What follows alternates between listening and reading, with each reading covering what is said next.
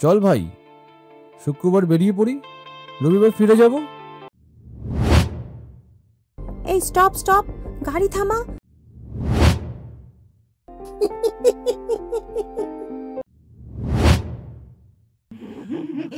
বললো থামুনি গো, থামুনি গাড়ি।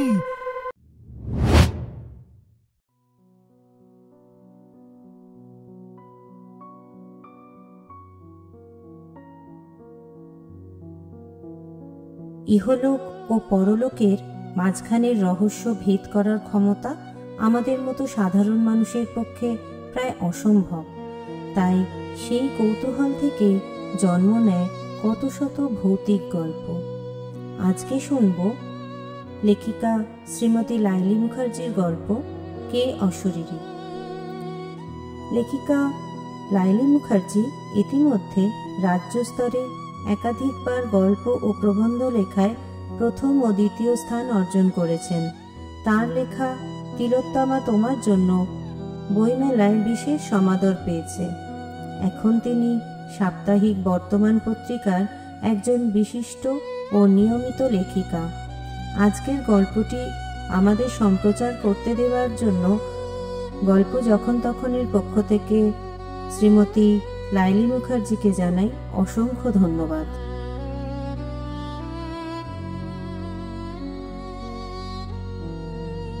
শুভ্রা আর চন্দ্রদ্বীপের ইচ্ছেতেই এই গণ্ডগ্রামে যাওয়া ঠিক হলো। রূপা আর কৌস্তব প্রথমে যেতে রাজি হয়নি। চন্দ্রদ্বীপ নতুন গাড়ি কিনেছে, সে ড্রাইভিং জানলেও কৌস্তব খুবই দক্ষ চালক, তাই তাকে খুব জোরাজুরি করেই নিয়ে যেতে হলো। অগত্যা ওরা চারজন একটু সকাল সকাল বেরোলো তাদের গন্তব্যে। বীরভূমের আর ঝাড়খণ্ডের সীমান্ত অঞ্চলে এক পুরনো রাজবাড়ি। সেখানে মহাকালীর 1000 বছরের পুরনো কালী মন্দির আছে, যা তন্ত্র সাধনার পীঠস্থান ছিল। এই মন্দিরে নাকি সব সাধনা হতো, মৃত আত্মারা জেগে উঠত, আর ছিল রাজবাড়ির রহস্যময়তা। সময়ের গ্রাসে ঘুমিয়ে পড়েছে সব ইতিহাস, জেগে আছে সেই রহস্যময় অলিক গল্প কথা। অপঘাতে মৃত্যু, হত্যা, বিশ্বাসঘাতকতা নিয়ে রাজবাড়িতে নাকি এখনো তার উত্তরসূরিরা অনন্ত ইতিহাস বয়ে নিয়ে বেড়াচ্ছে। তবে ইদানিং সেই গৌরব ধরে রাখার কারণ হচ্ছে এই স্থানটিতে বিভিন্ন সিনেমার শুটিং হচ্ছে, ফলে আয় ও পরিচিতি দুটোই লাভ করছে পাণ্ডব বর্জিত স্থানের এই হৃদয়পুর গ্রাম। এখানে এখনো নিখাত সবুজ প্রকৃতি অক্ষত সৌন্দর্য নিয়ে বিরাজমান। প্রকৃতির শুদ্ধ নির্যাসে মন ভাবুক হয়ে ওঠে। চল ভাই, শুক্রবার বেরিয়ে পড়ি, রবিবার ফিরে যাব। শুনলাম ক্যাম্প ফায়ার করা যায়, আর ভাগ্য থাকলে জঙ্গলি পশুর দেখাও পেয়ে যাব। হ্যাঁ হ্যাঁ, চল শুক্রবার বেরিয়ে পড়ি। একটু সকালে বেরোতে হবে। শক্তিগড়ে ব্রেকফাস্টটা করে নেব, তারপরে বর্ধমানের পরে রাস্তা ভাগ হয়ে গেছে, ওই মনে হয় 2টোর মধ্যে পৌঁছে যাব রামপুরহাট। আর ওখানে লাঞ্চটা করে নিলে মোটামুটি আলো থাকতে থাকতে পৌঁছে যাওয়া যাবে। এই কৌস্তব, জলের বোতলগুলো ভরেছিস তো? আমি তো রূপাকে বলেছিলাম ভরতে। ভরেছিস?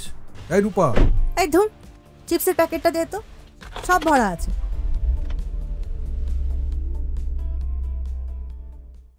নলহাটেশ্বরীর মন্দিরে প্রণাম করে সোজা হাইওয়ে ধরে পড়ল খাঁ খাঁ মাঠের মাঝে লম্বা শিরদাঁড়ার মতো পথ।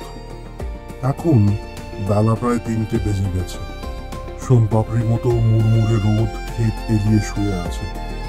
শুভ্রা বলে ওঠে, এই কৌস্তব, আর কতক্ষণ রে?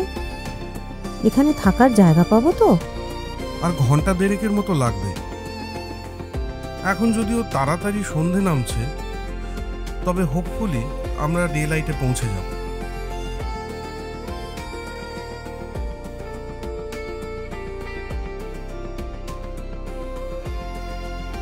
এই রূপা, একটা গান তো পুরো শুনতে দে। আহা, তখন থেকে আমিই তো এত সুন্দর সুন্দর গান চালাচ্ছি রে। আরে লং ড্রাইভে চাই back to back hit song, আমার মতো ডিজে পাবি? আর হিট সং চালাচ্ছিস বুঝতে পারছি, কিন্তু হিট সং বলেই তো বলছি একটু পুরো শুনতে দে। আচ্ছা আচ্ছা ঠিক আছে, নো ঝগড়া, চল এবার আমরা নিজেরাই গান ধরি। এই পথ যদি না শেষ হয় তবে কেমন হতো তুমি বলো তো, যদি পৃথিবীটা স্বপ্নের দেশ হয় তবে কেমন হতো তুমি বলো তো। তুমি বলো। না না, তুমি বলো। এই কাউকে কিছু বলতে হবে না, আমি বলছি। সেই ভালো, বরং তুই বল তো আমরা যাচ্ছি কোথায়? এ তো আরো জলা জঙ্গলে ঢুকছি মনে হচ্ছে। আই এম শিওর চন্দ্র, তুই রুট ভুল করেছিস। এই কৌস্তব, তুই আবার ড্রাইভিং সিটে বস। ওর হাতে যখন স্টিয়ারিং হ্যান্ড ওভার করলি তখনই আমার মনটা কুডেকেছিল। এই বাজে বকিস না, তুই চালিয়ে দেখ না। না রে চন্দ্র, রূপা খুব একটা ভুল বলেনি। এই দেখ, এই গুগল ম্যাপে আমরা এই প্যারালাল রোডটা ধরে ফেলেছি। এটা শ্মশান দিয়ে একটা দিঘির ধার ধরে অনেকটা ঘুরে যাবে আমাদের গন্তব্যস্থানে। আমি ঠিক জানতাম এই হাঁদাটাকে দিলে ভুল হবেই। এখন কতক্ষণ গাড়িতে বসে থাকতে হবে কে জানে। এই ট্যাঙ্ক ফুল ছিল তো, নাহলে তো আবার মাঝ রাস্তায়। ওরে বাবা। সত্যি সত্যি সবাই এবার একটু চিন্তিত হয়ে উঠল। গানটা চলছে ঠিক কথা, তবে বেশ আস্তে করে দিল চন্দ্রদ্বীপ। গাড়ির ভেতর সবাই চুপচাপ হয়ে গেল। থমথমে একটা পরিবেশ যেন। দিনের আলো ম্লান হয়ে আসছে। তারা অনেকটাই এগিয়ে এসেছে। ভুল রাস্তায় হয়তো হতে পারে, কিন্তু তা বলে একজন লোকও দেখা যাচ্ছে না। কি ব্যাপার? পশ্চিমবাংলায় এতক্ষণ জনশূন্য কোনো অঞ্চল তো হতে পারে না। চিৎকার করে উঠল শুভ্রা। এই স্টপ স্টপ, গাড়ি থামা, আমরা রাস্তা ভুল করছি। মানে তুই কি করে বুঝলি? হ্যাঁ রে, আমি ঠিকই বলেছি। একটু আগে ওই যে দেখ, ওই যে বটগাছ, পুকুর আর ভাঙা দেয়ালটা দেখছিস, এটা আমি দেখেছি, বিশ্বাস কর। কি করে হবে? আমরা তো সোজা রাস্তা ধরে যাচ্ছি, কোনো ডাইভারশন তো আসেনি। বাজে বকিস না, একই রকম ফিচার হতেই পারে। ঠিক আছে, কিন্তু হুবহু এক হবে এটা তো সম্ভব নয়। আমি যদি ভুল না করি তবে এরপরেই খুব একটা প্রায় মলিন ভেঙে পড়া লেখা উঠে যাওয়া প্রাইমারি স্কুল আছে দেখিস, আর তারপরেই একটা চতুষ্পাটির মতো চালা, সেটাও ভাঙা। ওই তো দেখ দেখ, ওই তো এসে গেছে। এই আমরা কি তবে একই পথ দিয়ে ঘুরপাক খাচ্ছি নাকি? আচ্ছা শুভ্রা, এরপর কি আছে, কিছু মনে করতে পারছিস? এই হ্যাঁ রে, এটা কি করে হচ্ছে বুঝতে পারছি না। চন্দ্র না হয় তখন ভুল চালাচ্ছিল, তারপর আমি ওর হাত থেকে হ্যান্ড ওভার নিয়ে জিপিএস দেখে স্ট্রেট রাস্তা ধরেই তো আসছিলাম। মনে হচ্ছে এরপর একটা কাকচক্ষু পুকুর দেখেছি, তাতে পদ্ম ফুল ভাসছিল জানিস। আমি জানি কেন হচ্ছে। এটাকে বলে না দিশা লাগা। গ্রাম বাংলার ফাঁকা মাঠে তখনকার দিনে নাকি খুব মানুষ একই স্থানে ঘুরে বেড়াতো। আমরা কি সেই রকম কোনো ঘুরে পড়েছি নাকি? লক্ষ্য করেছিস কোনো লোকজন এতক্ষণ চোখে পড়েনি কিন্তু। ওহ, হয়ে গেল, এখানে একটা সিরিয়াস প্রবলেমে পড়েছি, আর তুই সেই গ্রাম বাংলার দিশা লাগার গল্প বলছিস। কেন হতো জানিস? হাঁদা। রোদ্দুরে দুপুরবেলায় মানুষ বিশাল বিশাল মাঠ তখন পেরোতো, তার কোনো দিক চিহ্ন থাকতো না। মাথা টাথা ঘুরে দিক হারিয়ে ফেলতো, আর একই পথে ঘুরে চলে যেত। আমাদের হাতে আজ বিজ্ঞান আছে, ফোনে জিপিএস আছে, ম্যাপ আছে। এই আষাঢ়ে গল্প বলে আমাদের নার্ভাস করে দিস না প্লিজ। ওসব কিছু হতে পারে কি? আমাদের নিশ্চয়ই কোনো একটা গ্রেট মিস্টেক হয়ে গেছে। দাঁড়া, মাথা ঠান্ডা করে একটু ভাবতে দে। এইরকম অবস্থায় সবাই গাড়ি থেকে এক এক করে নেমে এলো। এই দেখ দেখ, ওই যে দূরে একটা লোক যাচ্ছে না? কই কই রে? হ্যাঁ তাই তো, ওই তো কি একটা লোক পেছন ফিরে চলে যাচ্ছে না?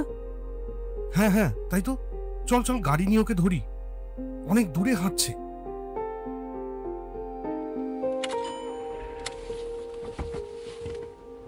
সবাই দ্রুত গাড়িতে উঠে বসলো। কৌস্তব অ্যাক্সেলারেটরে চাপ দিয়ে স্টার্ট দিল। প্রায় 8 মিনিটের মধ্যেই গাড়িটা চলে এলো লোকটার কাছে।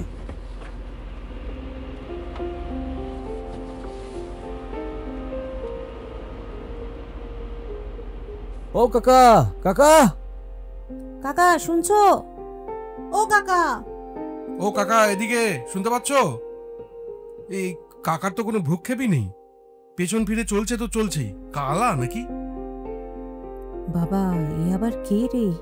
কুচকুচে কালো মুখে মুলোর মতন দাঁত বেরিয়ে আছে। দেখ দেখ।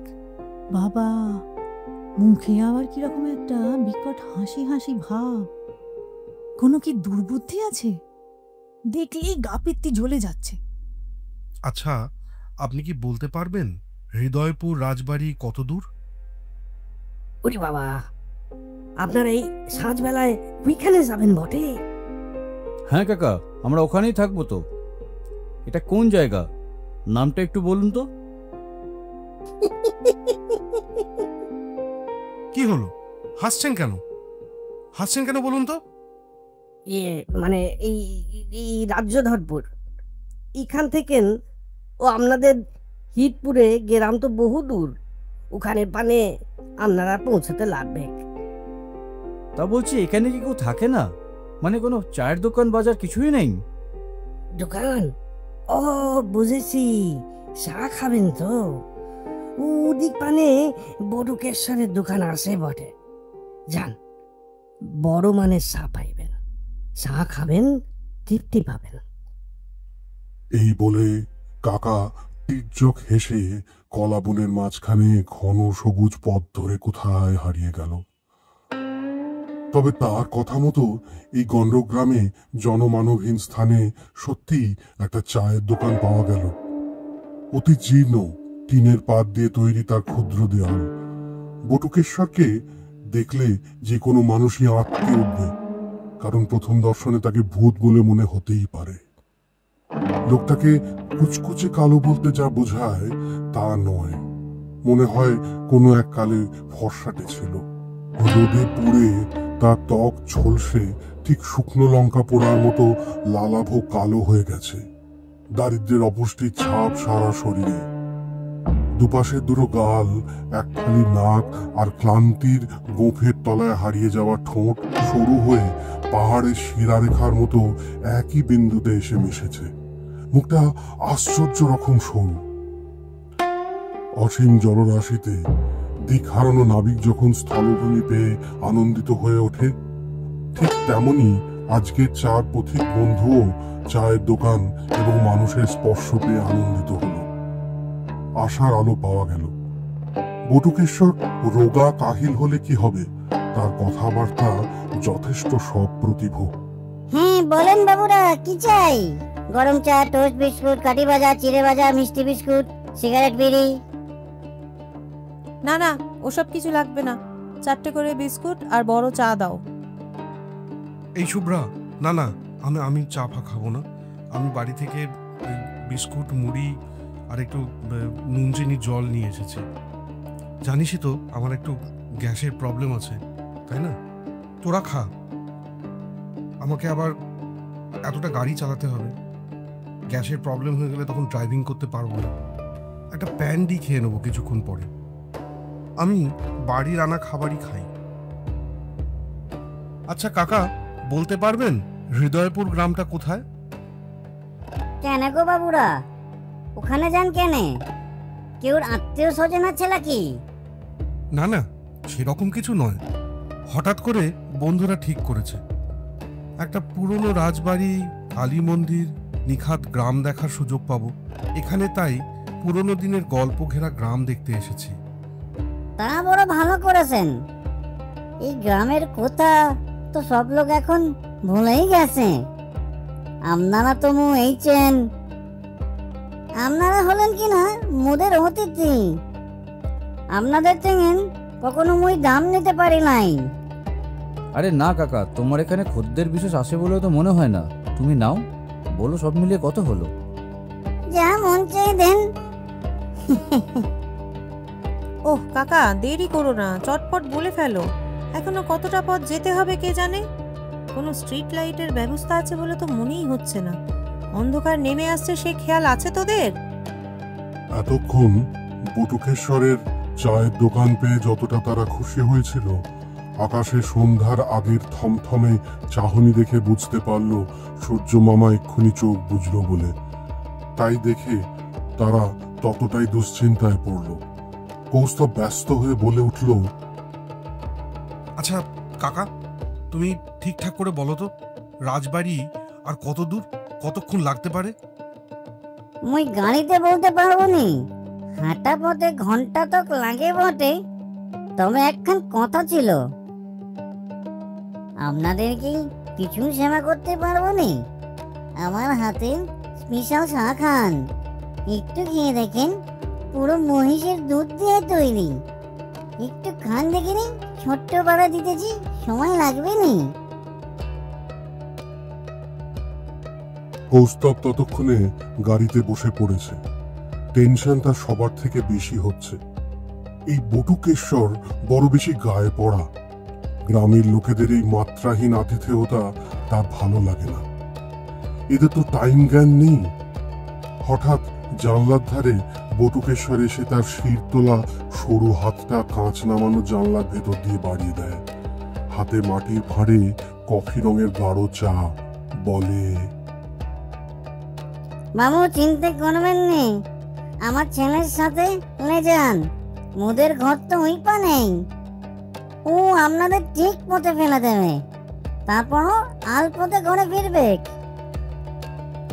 সন্ধ্যার সময় আলপথে বাড়ি ফিরবে? শুনেছি আলকে উঠে থাকে। ওইসব নিয়ে মোদের চলে বাবু। কই না কেন, আয় দেখি মা। এ বাবুদের গাড়িতে চড়ি রাজগড় গ্রাম অব্দি যাওয়া দেখিনি। আসতেছি বাপ। সবাইকে অবাক করে টিনের দোকানের পেছন থেকে কেলো এসে দাঁড়ালো। কৌস্তবের এইসব ইয়ার্কি বলেই মনে হচ্ছিল। সে যেন মনে মনে খেপে গেল এবং মৃদু দুশ্চিন্তাও হলো, এরা আবার সব চোর নয় তো?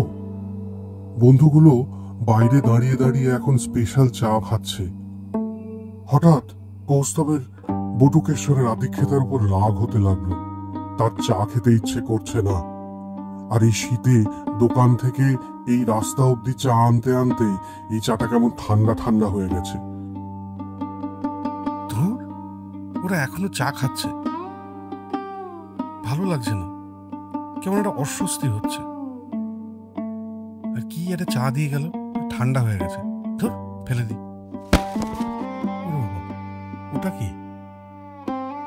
কৌস্তব ভেবেছিল কেউ দেখতে পাবে না, কিন্তু তার সাথে চোখাচোখি হয়ে গেল বটুকেশ্বরের ছেলে কেলোর। এতক্ষণ কোথায় পেছনে ঝোপঝাড়ে ছিল কে জানে। কৌস্তবের দিকে তাকিয়ে দাঁত বের করে হাসল। ওরে বাবা, দুই সিংহ গন্ডারের মতো সামনের দুটো সাদা দাঁত, কুচকুচে কালো মুখে সাদা চোখ, সাদা দাঁত যেন জ্বলছে। একে দেখে কৌস্তবের মাথা গরম হয়ে গেল। ওদিকে রূপা গদগদ হয়ে বলছে, বাহ, খুব ভালো হলো কাকা।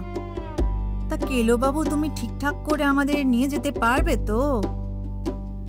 তাহলে তো কেলোকে ড্রাইভারের পাশে বসতে হবে রে। না না, ও পেছনে বসুক। আমি তোমার পাশে বসলে তোমারই ভালো হবে গো দাদা। অগত্যা কেলোকে তার পাশে বসাতে হলো। গাড়ি চলতে থাকলো। ছোট হয়ে আসা বেলা কালো কম্বল ঢেকে হারিয়ে দিল সকল দৃশ্যমানতা। এখন গাড়ির হেডলাইটটি সম্বল, তবে অনন্ত আকাশে গণনাতীত নক্ষত্রবিন্দু সাঁঝবেলাকে রাজকীয় এক আলোকিত আধার দান করে। এতে স্পষ্ট অস্পষ্টের লুকোচুরি চলতে থাকে, ফলে কিছু সামান্য বস্তুও অসামান্য হয়ে প্রতিভাত হয়, চমকে দেয় সকলকে, ঠিক যেমনটা হয়েছিল কৌস্তবের। পেছনে রূপা, শুভ্রা, চন্দ্রদীপেরা বেশ গল্প করছিল। ওরা কেলোকে পেয়ে বেশ নিশ্চিন্ত বোধ করছে, কিন্তু কেলোকে পাশে বসিয়ে কৌস্তব খুব অস্বস্তিতে আছে। কেলো নিষ্পলক চেয়ে আছে তার দিকে। এতে ড্রাইভিং এর মনোযোগের অভাব ঘটছে। আর ঠিক এই সময়ই কৌস্তব স্পষ্ট দেখল তার গাড়ির সামনে কোনো শাড়ি পরা মহিলা ছুটে এসে যেন ধাক্কা খেয়ে ছিটকে পড়ে গেল। প্রচন্ড ভয় পেয়ে কৌস্তব ব্রেক কষল। কেলো শুধু ফিস ফিস করে বলল, আমি জানি তুমি স্পেশাল স্টারে খাওনি। চলো চলো তেমনি। এই কে একজন ধাক্কা খেলো, চলো বাইরে গিয়ে দেখি।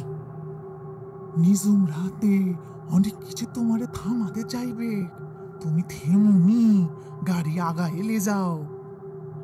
কেলো কৌস্তবের বাঁ হাতের উপর হাত রাখল। কৌস্তব চমকে উঠল, যেন শীতল কঠিন মার্বেলের মূর্তি স্পর্শ করল। পরিবেশটা কেমন একটা অতিলৌকিক হয়ে গেল। পেছনে বন্ধুদের কৌস্তব কিছু বলতেও পারছে না, কিন্তু ভেতরে ভেতরে হঠাৎ খুব নার্ভাস হয়ে পড়েছে সে। মনে হাজারো প্রশ্ন ভিড় জমাচ্ছে।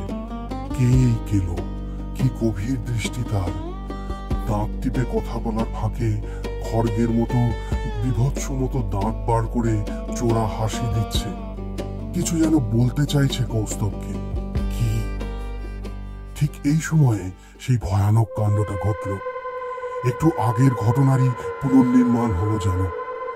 এবার কৌস্তব স্পষ্ট দেখতে পেল ধূসর রঙের শাড়ি পরা এক মহিলা তার দুই হাত উঁচু করে গাড়ির সামনে ছুটে এল, যেন গাড়ি থামাতে চাইছে।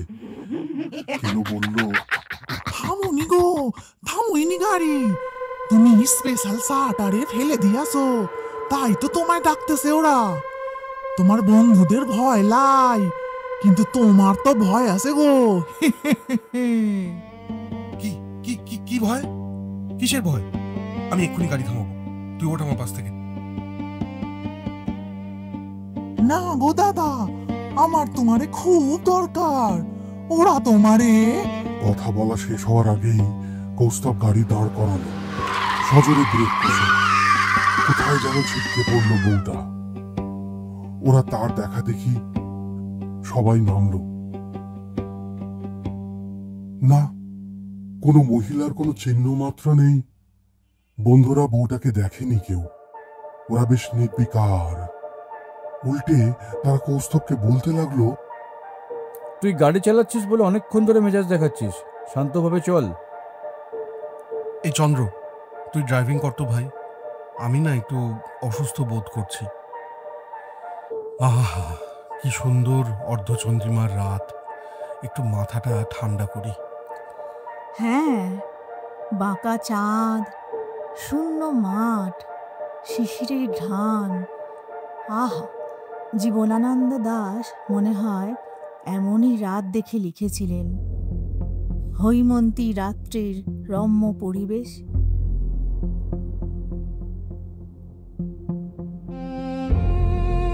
এই কৌস্তব, তুই যাচ্ছিস কোথায়? দূরে যাস না। আর আমি না এই অন্ধকারে কিন্তু আর ড্রাইভিং করতে পারবো না। তুই একটু মাইন্ড ফ্রেশ করে ড্রাইভিংয়ে বস।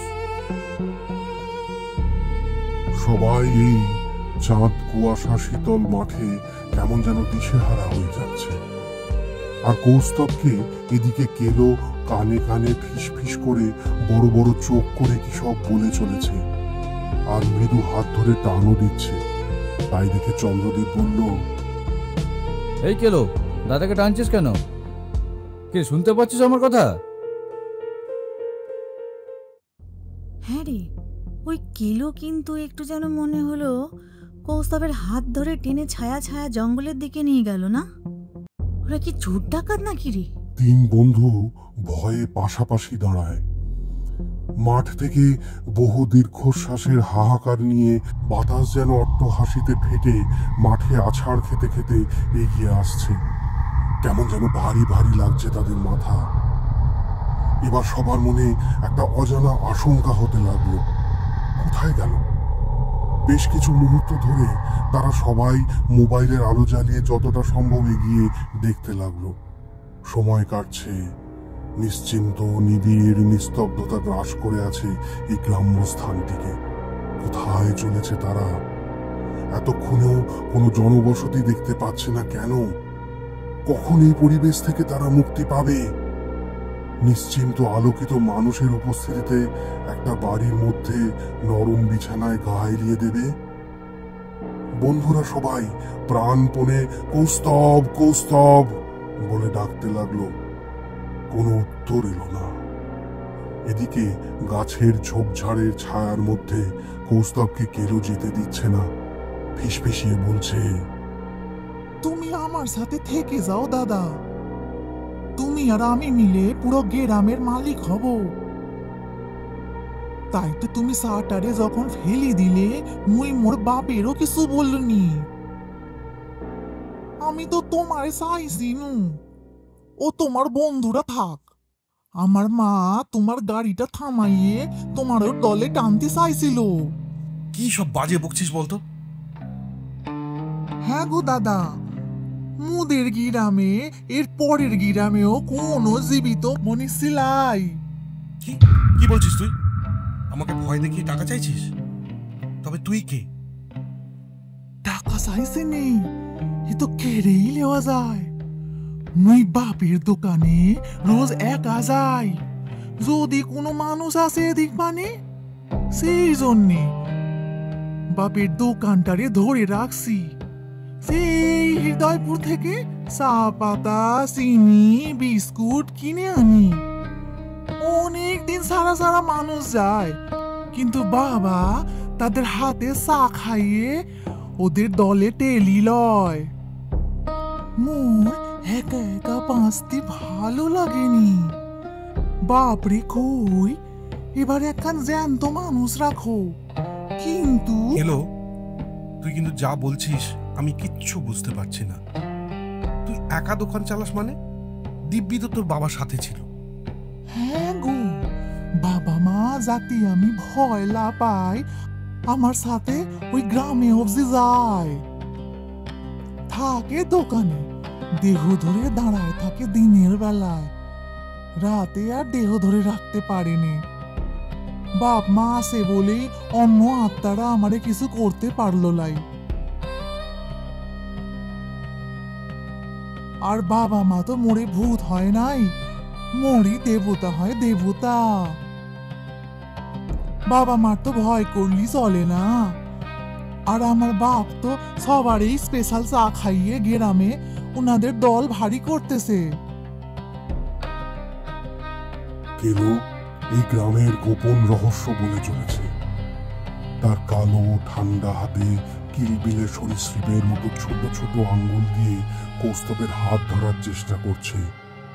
কৌস্তবও এক ঘোরের মধ্যে ওই মৃত্যুপুরীর বালকের দিকে হাত বাড়িয়ে দিল। জানল এক ভয়ঙ্কর সত্য। এদিকে বন্ধুরা ভীষণ ভয় পেয়ে গেছে এবং রাগও করছে। কৌস্তবের অবিবেচনায় ওরা তিনজনে বড় একলা বোধ করছে। ঠিক এই সময় হঠাৎ কুয়াশার মাঝে একটা ভারী বুটের শব্দ শোনা গেল। কুয়াশা কেটে একটা কালো অবয়ব এগিয়ে আসছে, কাছে, আরো কাছে। তিন বন্ধু ক্রমে ক্রমে পিছতে লাগলো। ওদের পেছনে একটা পচা ডোবা, আর পিছনে যাবে না। অবয়বটা আরেকটু সামনে আসতে দেখা গেল ঢিলে জামা প্যান্ট পরা একটা ছোট্ট বাচ্চা। সাহস করে চন্দ্রদীপ বলে উঠল, ওই তো গেল। এই এই কৌস্তব, কোথায় গেছিলি ভাই? উত্তেজনায় ওরা এগিয়ে গেল কৌস্তবকে জড়িয়ে ধরবে বলে, কিন্তু কৌস্তব হাত দিয়ে ইশারা করে ওদের থামিয়ে দিয়ে কঠিন কণ্ঠে বলে উঠল, তোরা গাড়িতে উঠে বস। আরে হ্যাঁ হ্যাঁ উঠছি। তা তোর কি হলো? এই কৌস্তব, তুই এমন করছিস কেন রে? তুই ঠিক আছিস তো? তিন বন্ধুর প্রশ্নের উত্তর না দিয়ে অদ্ভুত বিস্ময়, ভয় আর বেদনা ভরা দৃষ্টিতে তাকালো কৌস্তব। অন্ধকারের মধ্যেও তা স্পষ্ট যেন দেখা গেল। সবাই গাড়িতে উঠে বসতেই কৌস্তব গাড়ি ব্যাক করে ঘোরাতে লাগলো। ওরা চেঁচিয়ে উঠল। কৌস্তব লুকিং গ্লাসটা ডাউন করে দিল যাতে গ্লাসের দিকে কেউ না তাকায়। কেলো পিছনে ফিরে ওদের ভয় আর বিস্ময় ভরা চিৎকার দেখতে লাগলো হাসি মুখে। চন্দ্রদীপ খিচিয়ে উঠল, এই এই কৌস্তব, এটাকে নামিয়ে দে। একে নিয়ে কোথায় যাচ্ছিস? হ্যাঁ, ও কেন যাচ্ছে আবার? আর তুই গাড়ি ঘোরাচ্ছিস কেন রে? তখন থেকে কিন্তু তুই খুব মিসবিহেভ করছিস কৌস্তব। ড্রাইভিং করছিস বলে কি মাথা কিনে নিয়েছিস? জানিস গ্রামের লোকেরা ভাববে আমরা বাচ্চা কিডন্যাপ করছি। কেলো আমার সাথে কলকাতায় যাবে। তার মানে? আর আমরা এখন যাচ্ছি বা কোথায়? আমরা কি কলকাতা ফিরে যাচ্ছি? মানে আমরা কি এখানে ইয়ার কি করতে এসেছি? নাম তুই, আমি ড্রাইভিং করছি। হ্যাঁ, আমরা বাড়ি ফিরে যাচ্ছি। চুপ করে বস তোরা, আর উত্তেজিত হোস না। তোদের লাশগুলোকে তো বাড়ি পৌঁছে দিতে হবে। কি বললি তুই কৌস্তব? মানে কি বললি? কি কি কি বলছিস কি? এই দেখ কৌস্তব, ইয়ার কি একটা লিমিট থাকে। কি বলতে চাইছিস কি তুই? তোমরা আমার বাপের দোকানের স্পেশাল চা খেয়েছো না?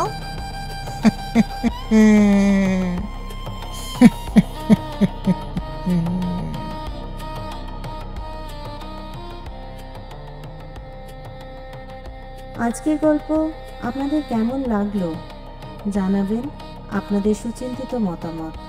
আপনাদের একটুখানি পার্টিসিপেশনই আমাদের অনেকখানি মোটিভেট করে। তাই ভালো লাগলে গল্পে একটা লাইক শেয়ার করে সাবস্ক্রাইবটা করে দেবেন প্লিজ। আর চ্যানেলের নোটিফিকেশন পেতে বেল আইকনটি প্রেস করতে ভুলবেন না যেন।